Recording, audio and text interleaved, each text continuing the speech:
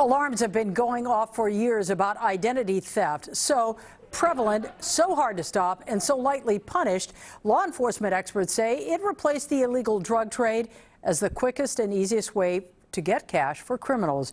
But never has identity theft caused more chaos and hurt more people than in the current pandemic and government efforts to get trillions of dollars into the hands of people in need. Now, all this week, NBC4i team consumer investigator Randy Mack has been shining a light on the perfect storm of unemployment insurance fraud. Tonight, the focus is on how scammers may be posing as you to get government money they don't deserve. Randy.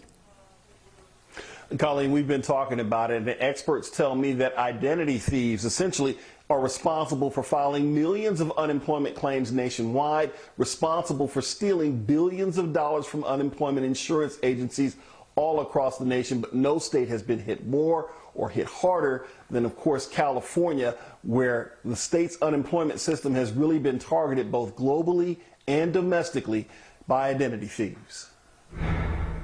A couple of things to avoid becoming a target here. For years, I've been reporting on the urgent warnings about identity theft, from massive data breaches at companies like Equifax and Anthem to the deceptive texts, emails, and pop-up messages known as phishing schemes. ID Me, the company hired by EDD to verify identities and stop fraud, says it's social engineering, tailored, targeted attacks to steal your personal information. They try to convince a young person that they're getting a job or an elderly person that they're going to win prize money, and these individuals unwittingly give them all their personal data and their identity documents. ID Me CEO Blake Hall tells me California's skyrocketing unemployment and the billions being spent in benefits have placed a global bullseye on the state for crime rings, specializing in identity theft. You've got the Russians, the Chinese, the Nigerians, Ghana crime rings, and that's just the beginning of it. We've seen stuff from Belarus, from Turkey, from Iran. And unfortunately, right here at home.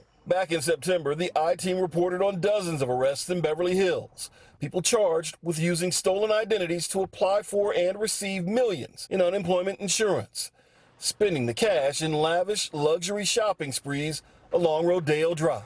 90% of the people that have been arrested are not from the state, are listing out-of-state addresses. And even when they're arrested, they get processed, they get fingerprinted, they get booked, and they will be given a ticket to appear at our local court in about 60 to 90 days. There are people who've lost jobs and waited much longer than that to have their legitimate claims processed. Investigators say fraudsters were so good at navigating the application process, they were getting cash from EDD in 3 to 4 days. I've got this whole stack here of letters from EDD from all over the state. The I-Team spoke with many people with the same story, as piles of letters with debit cards from EDD were delivered to vacant homes and those with easy access mailboxes where scammers plan to pick them up. Investigators arrested rapper Fontrell Baines, known as Nuke Bizzle, after he put his alleged crime to a beat, making a music video widely seen on YouTube bragging about defrauding the EDD. According to the federal criminal complaint obtained by the I-Team, he and other schemers fraudulently applied for more than $1.2 million in pandemic unemployment benefits, which they had mailed to homes they'd rented in several LA communities. Baines is now sitting in an LA jail cell awaiting trial. I will say that I don't think any workforce agency across the country is going to come through unscathed. ID Me CEO Hall says his company has identified fraud in all 15 states currently using ID Me to stop fraud. But he says as long as benefits are paid, fraudsters will continue stealing as much as they can. If you can invest 3 hours and turn it into $15,000, $5,000 an hour is a pretty good return on investment. Investigating all of this fraud is exactly why 1.4 million people find themselves with their accounts and benefit payments frozen right now.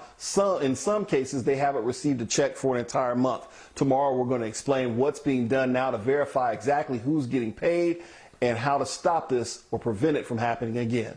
Reporting live in Chino Hills, I'm Randy Mack for NBC4 News. See you tomorrow.